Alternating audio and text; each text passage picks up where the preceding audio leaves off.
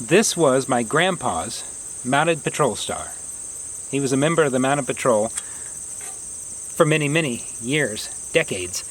And he would ride his horse in parades and fairs, festivals. They would kind of patrol around. It looked like a lot of fun. That was kind of his hobby. And he had two palominos. The first one was named Goldie, beautiful palomino, and then she died and was replaced with a almost duplicate palomino, and he named her Honey. And I remember him shining up the horse, shining up all the gear and everything, the saddle, and riding in parades, carrying the American flag, and just a memory from my childhood. But this star was attached. He had an old school two-horse. That's pretty much the only horse trailer anyone had back then, was the two-horse trailer. Kind of had the rounded front, and the door to open up to put hay and stuff in the front. The little door at the front of it, this was mounted to that little door on the front of the horse trailer. And this is one of those items, like holding this feels like time travel. I can remember being, very young, had to be 4 years old or younger, and seeing this on the front of the horse trailer. As I was riding in the truck with him, I'd look out the back window, and this would be following us. And it's managed to hang around all these years, and it's just wild to think here I am, almost 40, now in South Dakota, holding this. Yeah.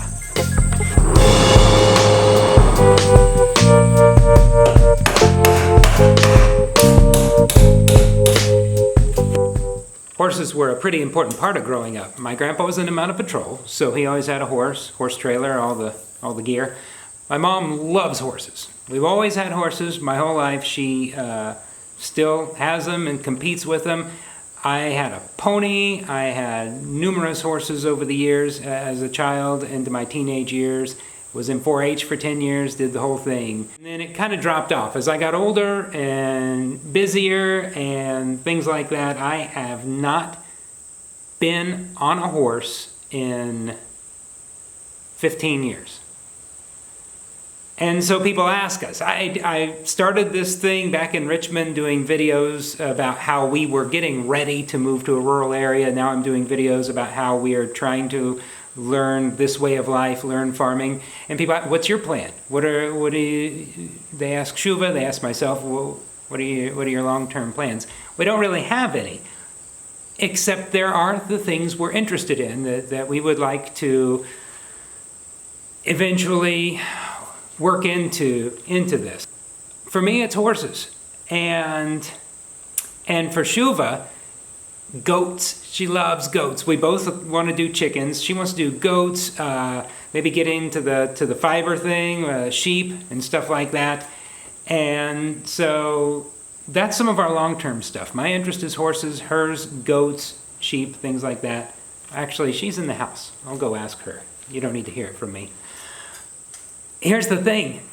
There is a riding arena and horse stall area right over there.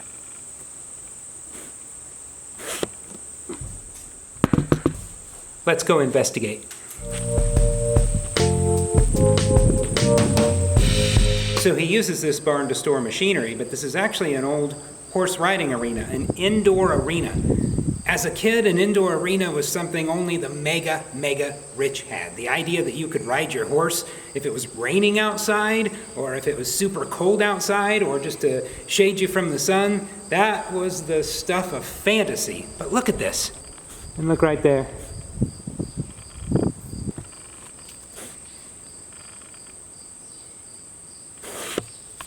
I've been out of the horse world so long I can't remember. I think it's for dressage riding, if I remember right. Is it for reining? No, it's for dressage. Maybe? I can't remember.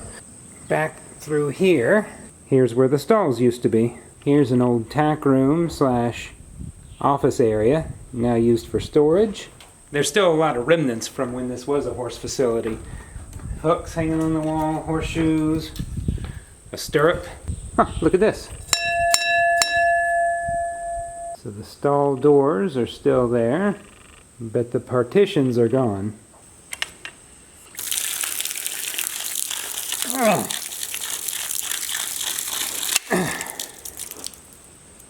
I'll be damned. So the riding arena is being put to good use as a place to store machinery, and that's the priority for a working farm. But this area could house a horse or two, maybe. This is sort of a look into what Shuva and I have been doing. We've been walking around looking at spaces like this and imagining how we can incorporate some of our likes and interests into the operation. Although I think her likes and interests are a little more practical. In the case of horses, I don't know. Come out and get the horse and go check on the cattle, check the fences, something like that. Or just for something to do. Was it like, what, Winston Churchill or Teddy Roosevelt? Maybe it was John Goodman, said, "The greatest thing for the inside of a man is the outside of a horse." Did I get that right? Now, in terms of some of the things Shuva's been thinking about, goats, sheep, chickens, things like that, between this barn and the shop, there is an old barn that is going pretty much unused except for storage, and that's kind of where we're brainstorming the livestock situation. Let's take a look at that. Right there. I haven't been in here in a few years.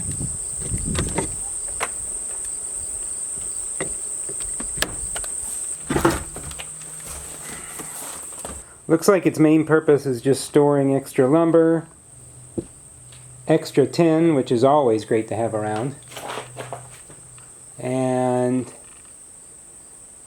a couple old stalls right there. What's in here?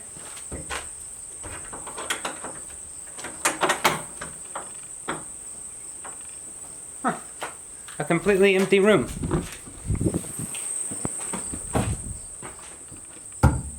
This is an old tack room. This was probably the horse barn before the other horse barn. Huh. I actually don't know what things have already been in the barn all these years and what things he's storing in here. He bought this place in 2012, 2013, something like that.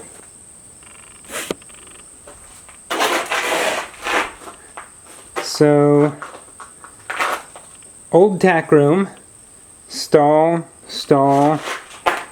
aisleway, divider. I don't really know this layout.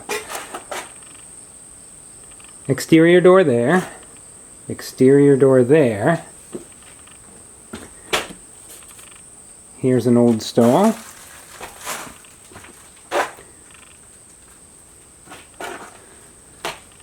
Here's an old stall you can't actually get in. Some random odds and ends in there. So the way the barn is set up, these old stalls have exterior doors. There's one there. There's one just through there. So we haven't completely thought it through, but chickens, sheep, you could fashion something where an animal can go outside, come inside, that kind of thing. Do I even want to go up there? I've had a lot of run-ins with mice lately, and they just startle me a lot. Let's go up anyway. Wow! Look at this great old loft. Big door there. Little trap door there. Wow, I've never been up here. It is just a wide open, mostly empty space. Look at that. So you climb that ladder to there. What do you do up there? So like I said, I hadn't been in here in a long time. And it's a really cool old barn. I think Shuva's been in here a few times already. And that's where we're at.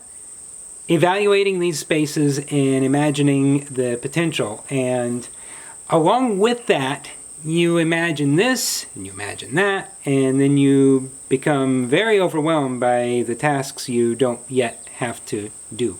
And So then you just forget about it for a while. What's he doing over there? It feels like where we live and where the barns are worlds apart, but it really isn't. The house is right there. And the barns are right there. There she is right out there. What are you doing? Oh, nothing. So I looked in the old barn. Okay. It looks like it could be something. Yeah. So, With a lot of work. so what? My plan is maybe a horse, but I think you have more fun. Like, what are your plans?